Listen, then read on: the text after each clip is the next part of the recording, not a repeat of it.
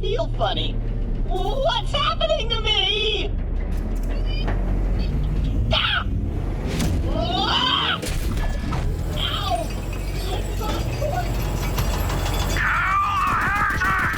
It's been 7 years since Borderlands 2, but you wouldn't know that if you picked up Borderlands 3. They start very similarly. Your character, a vault hunter chosen from one of 4 options, steps off Marcus's bus and runs into Claptrap, who immediately identifies your party as his new recruits and sets you off on a mission. Because this is Claptrap, he quickly gets himself in over his head and your crew have to go save him. Soon after, you're reunited with Lilith, the siren from the original game, and join up with the Crimson Raiders, the group she and Roland started up in Borderlands 2, and are tasked with tracking down a map that shows the locations of vaults across not just Pandora, but the galaxy. From there, it gets bigger, more ludicrous, and filled with an enormous amount of guns. Yep, this is Borderlands alright. This time, you'll take control of either Mose the Gunner, Amara the Siren, Zane the Operative, or Flack the Beastmaster. They're an eclectic bunch. Amara is a fitness freak. Mose makes constant pop culture references, quoting John Wick and Ariana Grande's Thank You Next, while Flack is a robot who's gained sentience and thirsts for murder. Their skills are equally varied, offering 3 different skill trees, all built around different powers. One of Amara's, for instance, sends a projection she creates as a projectile, and her skills are largely built around beefing it up and lowering its cooldown. Another stuns enemies in place, making them easy targets.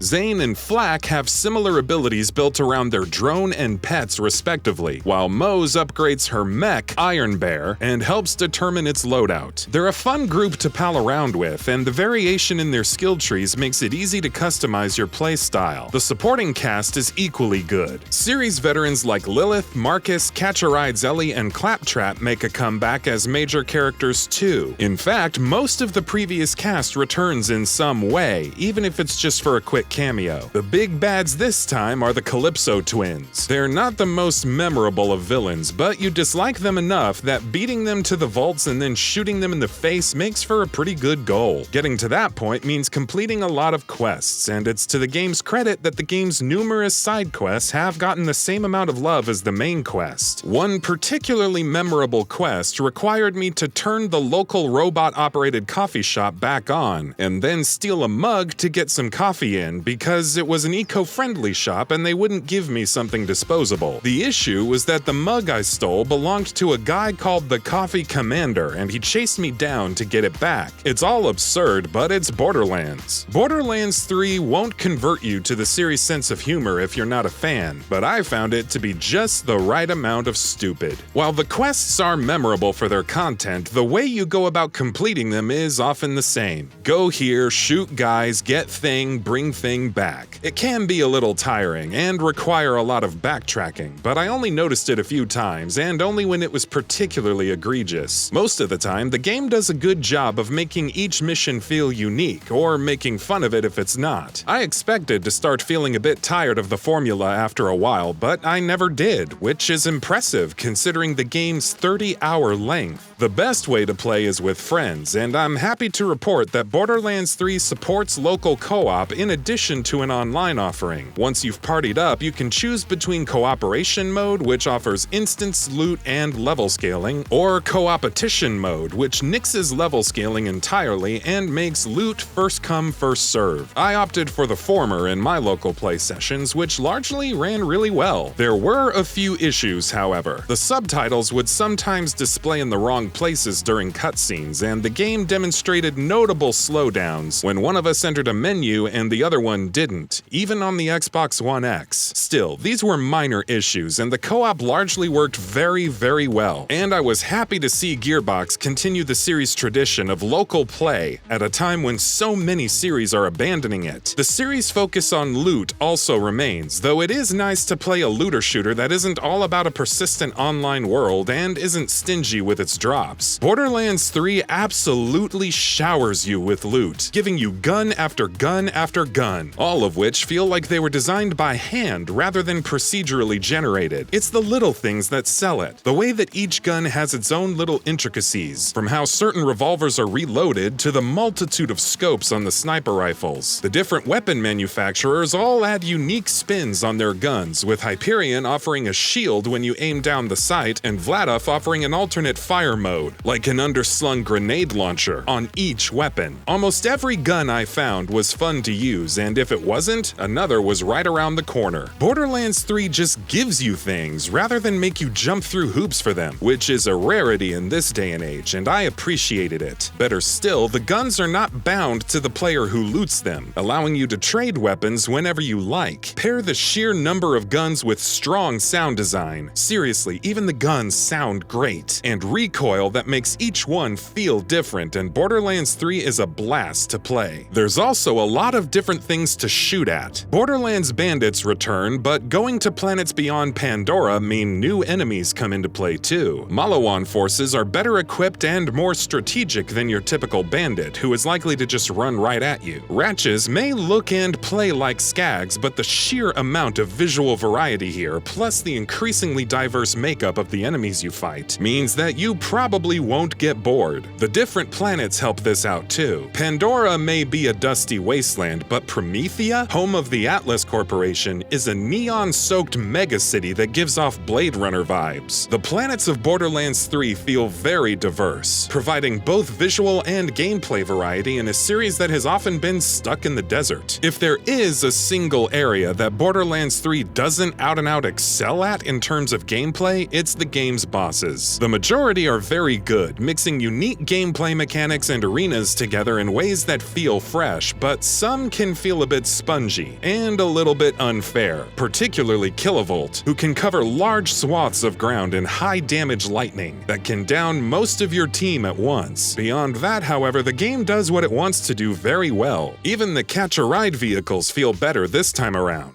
The game isn't over when the credits roll either. You can check out Mayhem mode, which steadily ups the challenge and throws in special modifiers. Unlocking Mayhem mode also gets you access to Guardian ranks, which allow for further stat increases. Add in the traditional New Game Plus option, a Horde mode, and Proving Grounds, think mini dungeons, and there's a whole heck of a lot of Borderlands 3. Really though, the best thing about Borderlands 3 is that it has refused to change. It's still the same cel-shaded, ridiculous looter shooter that it was 10 years ago. In an area where every game in the genre seems determined to force you into a persistent world that's always online so you can chase the next piece of rare loot, Borderlands 3 is content to just be. Yes, it's a loot game, but it never feels like one. Borderlands 3 is content to be what it always was, a really fun co-op game that just so happens to have a lot of guns you can use. Borderlands may be leaving Pandora behind, but it hasn't forgotten its identity. It feels very much like itself, and in an age where everything feels like everything else, that's something special. And that about does it for this video. If you enjoyed what you watched and want to see more from GamingBolt, please hit the subscribe button. Also, don't forget to switch on the notifications bell icon next to it. That way you'll never miss any of our videos. Thanks for watching.